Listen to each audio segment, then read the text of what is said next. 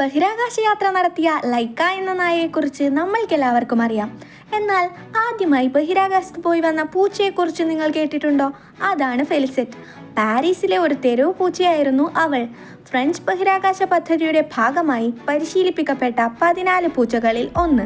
1963 October 18 ബഹിരാകാശ യാത്ര നടത്തിയ ഫെലിസെറ്റിൻ്റെ നാഡീവ്യൂഹ പ്രവർത്തനം നിരീക്ഷിക്കുന്നതിനായി ആ യാത്രയിലുടനീളം ഇലക്ട്രോഡുകൾ ഘടിപ്പിച്ചിരുന്നു.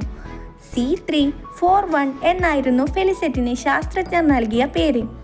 എന്നാൽ ബഹിരാകാശ യാത്രയ്ക്കു ശേഷം മാധ്യമങ്ങൾ ഫെലിക്സ് എന്ന കാർട്ടൂൺ കഥാപാത്രത്തിൻ്റെ പേര് സ്ത്രീലിംഗമാക്കി മാറ്റി ഫെലിസെറ്റ് എന്നാക്കുകയായിരുന്നു.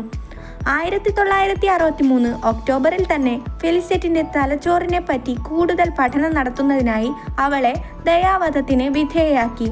ഫെലിസെറ്റിൻ്റെ സ്മാരകമായി 5 അടി ഉയരമുള്ള പ്രതിമ സ്ട്രാസ്ബർഗിലെ ഇൻ്റർനാഷണൽ സ്പേസ് യൂണിവേഴ്സിറ്റിയിൽ സ്ഥാപിച്ചു.